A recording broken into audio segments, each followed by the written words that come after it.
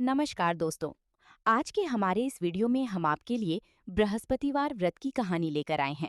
हिंदू धर्म में गुरुवार का दिन भगवान विष्णु और देवगुरु बृहस्पति को समर्पित है। इस दिन व्रत रखने और कथा सुनने से घर में सुख, शांति और समृद्धि आती है। किसी गांव में एक साहूकार रहता था, जिसके घर में अन्न, वस्त्र और धन की सी कमी नहीं थी।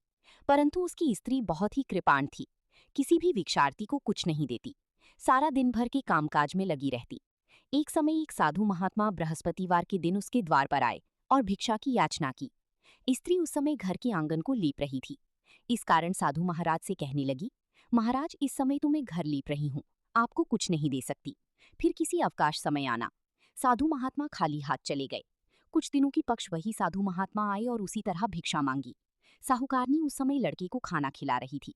कहने लगी, महाराज, मैं क्या करूं, अवकाश नहीं है, इसलिए आपको भिक्षा नहीं दे सकती। तीसरी बार महात्मा आए तो उसने उन्हें उसी तरह टालना चाहा, परंतु महात्मा जी कहने लगे, यदि तुमको बिल्कुल ही अवकाश हो जाए तो क्या तुम मुझको दोगी? साहूकारनी कहने लगी कि हाँ महाराज, यदि ऐसा हो जाए तो आपकी बड़ी कृपा होगी। साधु महाराज कहने लगी, अच्छा, मैं एक उपाय बताता हूँ। तुम बृहस्पतिवार के दिन सूर्योदय के बाद उठो और सारे घर में झाड़ू लगाकर कूड़ा एक कोने में जमा करके रख दो। घर में चौका इत्यादि मत लगाओ।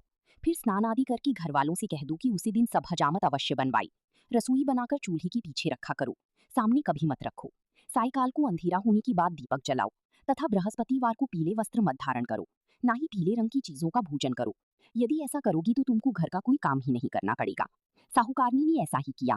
बृहस्पतिवार को चढ़ी उठी, झाड़ू लगाकर कूड़े को घर के एक कोने में जमा करके रख दिया। पुरुषों ने हजामत बनवाई, भोजन बनाकर चूल्हे के पीछे रखा। ये सब बृहस्पतिवारों को ऐसा ही करती रही। अब उनके बाद उसके घर में खाने के लिए दाना ना रहा। थोड़ी दिनों में महात्मा फिर से आई और उन्होंने भिक्षा की याचना की, परंतु सीठानी ने कहा, महाराज, मेरे घर में खाने के लिए अन्न नहीं है, आपको क्या दे सकती हूँ? तब महात्मा ने कहा, जब तुम्हारे घर में सब कुछ था तब भी कुछ नहीं देती थी, अब पूरा पूरा अवकाश है, अब भी कुछ नहीं दे रही हो, तुम क्या चाहती हो वो कहो। तब सीठानी ने हाथ जोड़कर कहा, महाराज, अब कोई ऐसा उपाय बताओ कि मेरे घर में पहले जैसा धंधा हो जाए। अब मैं प्रतिज्ञा करती हूँ कि अवश्य मैं आप जैसा कहोगी वैसा ही करूंगी। तब महात्मा जी बोली, बृहस्पतिवार को कल उठकर स्नानादि से निवृत्ति होकर अपने घर को गो के गोबर से लाइपो तथा घर की पुरुष हजामत ना बनवाए। दुखियों को अन्न जल देती रहा करो। ठीक सायकाल दीपक जलाओ। यदि ऐसा करोगी तो तुम्हारी सब मनोकामनाएं भगवान बृहस्पति जी की कृपा से पूर्ण होंगी। सेठानी ने ऐसा ही किया और उसके घर में धन धान्य वैसा ही हो गया जैसा पहले था। इस प्रकार भगवान बृहस्पति जी की कृपा से अनेक प्रकार की सुख भोग कर सेठानी दीर्घकाल तक जीवित रही। जय बृहस्पति देव।